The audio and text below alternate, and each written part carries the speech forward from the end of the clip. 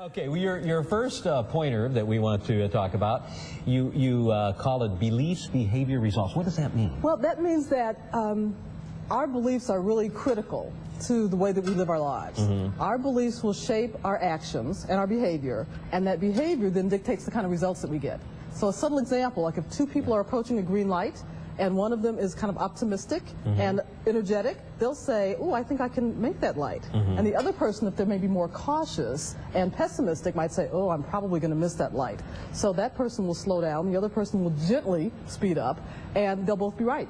One will make it, one won't. So in other words, if you say, I can't do that, you're right. Exactly. I can do that. Yep. You're right. Yep, exactly. So then you, first of all, you begin with believing. You have to believe in yourself. You have to believe in your goal and believe that you can achieve it. Transformation. Where do I fit in? You know, sometimes when there are a lot of changes going on around, it's easy to point fingers and blame other people, or maybe lay low and let it ride out. It takes a real leader or winner to step up and make a difference. And that's what I'm actually proposing that you do. Step up, don't hide out. I think the answer to the question, where do I fit in, is smack dab in the middle. I subscribe to something called the BBR theory. That's our beliefs shape our behavior, and our behavior drives our results. And one of my fundamental beliefs is that we all have more options than we generally see, and more control than we tend to take. And my role as a coach, as a speaker, as a writer, as a consultant, is to help people uncover those beliefs that we have that get in the way of us accomplishing our goals, and to discover the options that are right there in front of you that you haven't noticed, and to take control where you've either abdicated it or never taken it to begin with. When you see a little baby just learning how to walk, they're really awkward at it. Right. And when we set goals, we're usually moving into new territory for ourselves. So a baby will stand up, they'll fall down, they'll take a step and they'll fall down, but when they fall, they won't say, oh, I'm a failure, I'm never going to be any good in life. Right. And their parents will say, oh, honey, that's okay, just try it again. Right. So if we adopt that same kind of generosity with ourselves, we'll be able to get back up again and get back on track. Sure. I got a job at Sears Roebuck & Company at the corporate headquarters.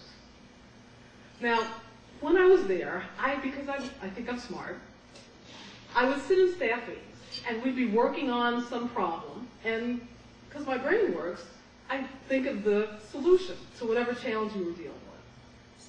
But I wouldn't say it, because I was sure that there was something wrong with that idea. Because if I had that idea, there must be something wrong with it, right?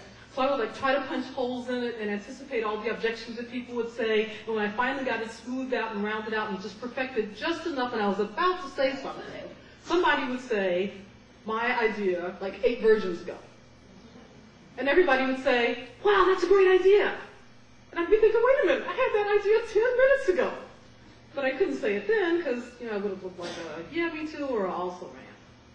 So I vowed to speak up next time. But that next time didn't always come. Back in my younger years, one of the other things I had to deal with was that my teeth were a little too big for my head. And all the neighbor kids called me Bucky Beaver. How many of you remember Bucky Beaver? And I had a toothpaste. So I was Bucky Beaver on the block. And the kids would chase me home, and I would go in crying to my mother, and she would comfort me for a while, and then try to kick me in the pants and say, go out there, you don't have to take that from them. I'm going to start with a really loaded question. How many of you have ever had a conflict or a disagreement that didn't go quite as well as you'd like? Of course. So it's a good thing that you're here.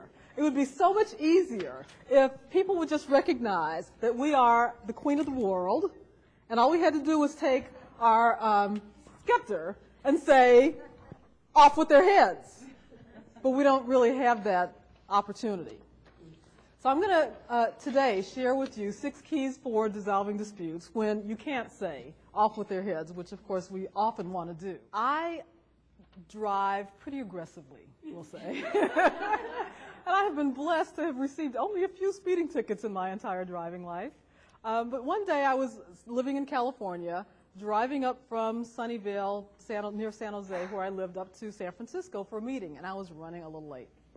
So I was flying up Highway 280. It's a very beautiful highway going through the hills. There were the hills on the side, and the fog was rolling in. And the road was pretty empty because it was a Saturday morning and hardly anybody was out. So I'm flying up the highway, and I look back in the rearview mirror, and sure enough, there's some flashing lights. And I thought, oh my gosh, maybe he's not after me. But he pulls up right behind me, flashes his lights, and I thought, oh, I guess I'm caught. So I pulled over, I get a ticket, and I decided to go to one of the all-day traffic schools so that I could get it all over with in one fell swoop. So a few months go by, I go to traffic school, and there are about 40 people in this class. And the instructor starts the class, and she's talking to the class. She has us all introduce ourselves.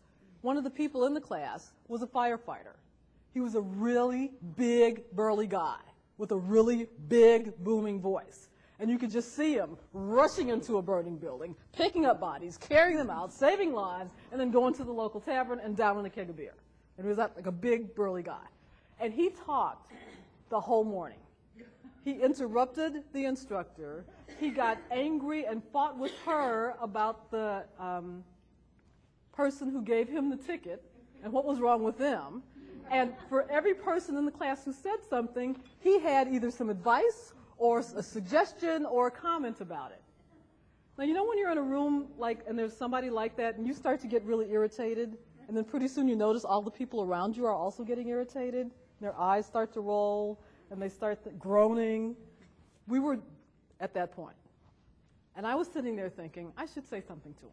Since I'm a communications expert, I should say something. And I thought, why should I bother? I'm never going to see this guy again.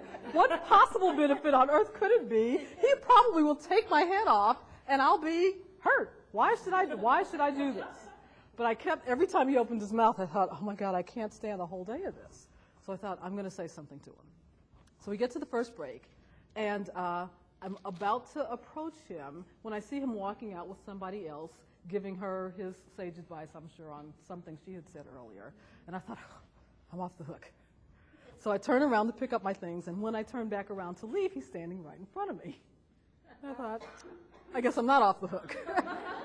So he gives me whatever sage advice he had for me about something that I had shared. And when he finished, I said, you know, I'm glad you came over. And I'm afraid to say this because I don't know how you're going to react. But every time you open your mouth, I get irritated.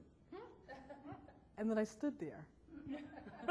And his reaction was, I'm sorry, I get a lot of that. And I thought to myself, I bet you do. And he said, I'll try to be better. And I thought, wow, well, that turned out a lot differently than I expected. Great. So we walked out. We had a really nice conversation over break. We came back in. And after the break was over, the instructor starts talking again. He raised his hand. She called on him. He said 2 sentences and stopped. I was like, wow, that was great. Time goes on. She calls on him again. He raises his hand. She called on him. He said his 2 sentences, put his hand down, stopped talking. One more time. He raised his hand. She didn't call on him right away.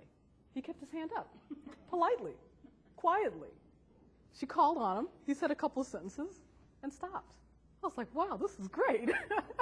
One more time, he raised his hand. She again didn't call on him right away.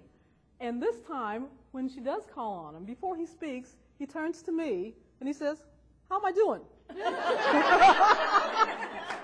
The whole class turns to me like, you said something to him? I said, you're doing great. Thank you. I'm proud of you. You're doing fabulous. This is great. So we never know what's going to happen when we make those requests. So start where you are. I was afraid if I said anything, he was going to get angry. So when we do that, it really does kind of take the wind out of their sails and lets them feel where you are so that it's not you attacking them. It's just you expressing what's going on with you. So I ask you to think of people who've left an indelible mark on your heart. And what kind of mark will you be leaving? I said at the beginning, we all have more options than we generally see and more control than we tend to take. So I invite you to step out, get creative, discover those options, and take control of your life.